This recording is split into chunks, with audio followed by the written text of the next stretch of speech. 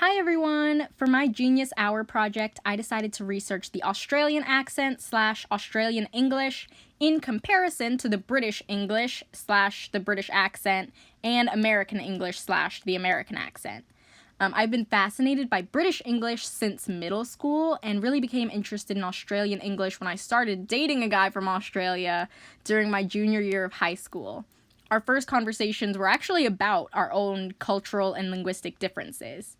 The peak of my interest in Australian English was definitely when I visited Australia for 2 weeks and was, for the first time really ever in my life, aware that I had an accent myself, and I was totally immersed in a different culture for the first time. Ever since that trip, I have been curious how one accent could become 3 very different accents within the span of only a few hundred years. So here's my presentation discussing just that. The United Kingdom is infamous for having conquered nearly the entire world. It was said at one point that the sun never set on the British Empire.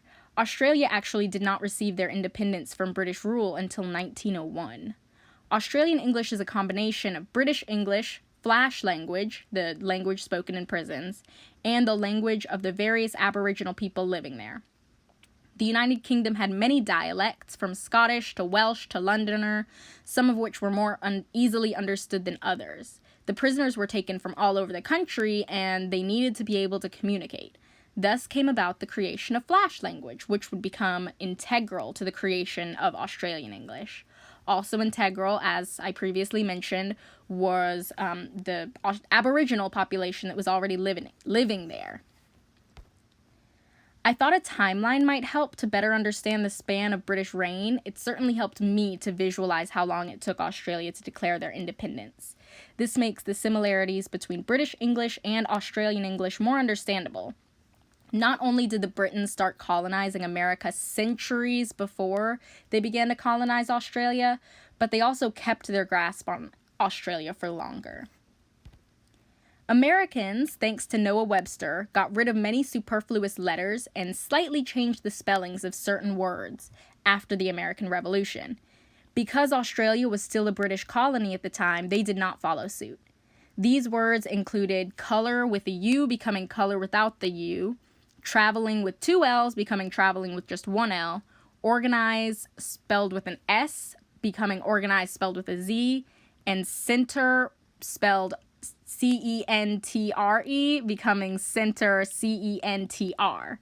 Each of these words is an example of a spelling category that Noah Webster changed. There are many other words that were changed that fit into those stem change categories, like favorite, for example. British English and Australian English are much more similar in terms of spelling than American English is to either one. But if you've heard both an Australian and a British person speak, then you know that there is a fairly stark difference. That difference really comes down to accents and pronunciation, along with word choice and slang. I will discuss both of those categories a little later. So intonation is a major factor in the comparison of Australian, British, and American accents. In American English, when you ask a question, your voice goes up at the end. In both British and Australian English, your voice drops at the end. This is actually a difference that I personally had never noticed until I was doing a lot of my research for this project. But it does make sense, because when you're American, you say stuff like, "Oh, how are you doing?" But if you're British, you're like, "Oh, how are you going?" That's just an example. So here's some of the differences that I noticed when I was actually in Australia. Some of these, like Australians calling flip-flops thongs, are more commonly known and I expected to hear. But the first thing that any Australian told me on my trip was actually the pilot saying "good day" to us when we got on the plane.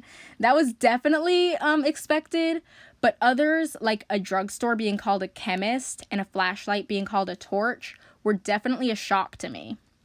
There were also some phrases that I had heard that really don't have any American counterpart. Fair dinkum is one of those. It essentially means true, but there isn't an exact translation for that. Another example of this is yeah, nah, which changes meaning depending on whether it ends on yeah or nah and on context and tone. There's, of course, different dialects of Australian accent, but for our purposes, I will not be making this distinction quite so obvious, just as I have not really made the distinction between American English or British English super distinct because they have a lot of dialects as well. It would really just make the project so overwhelming and just too much.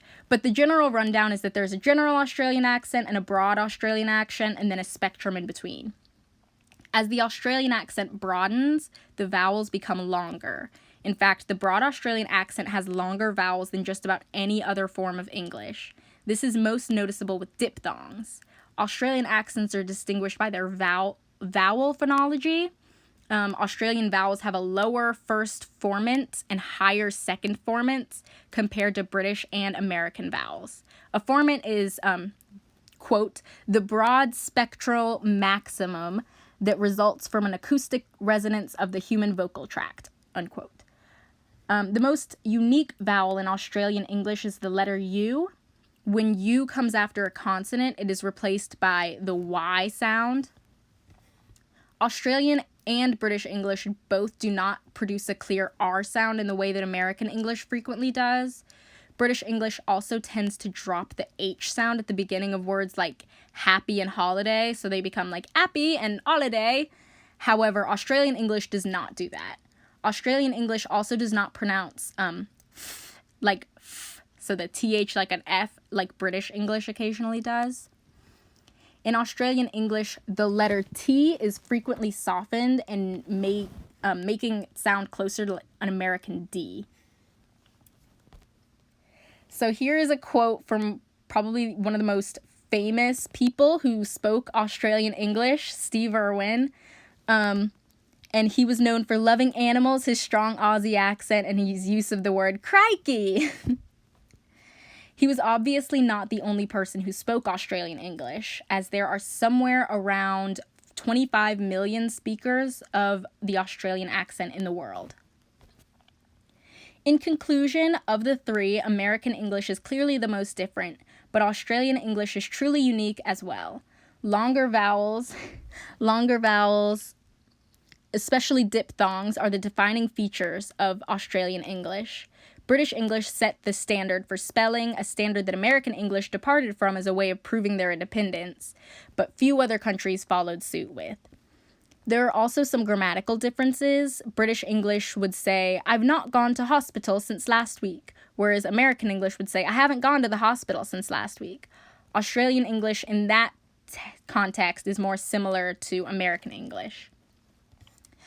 But I could spend hours going on about all the linguistic differences between these forms of English, but I was up until 5 a.m. writing a paper for another class, and I have another final project to finish up.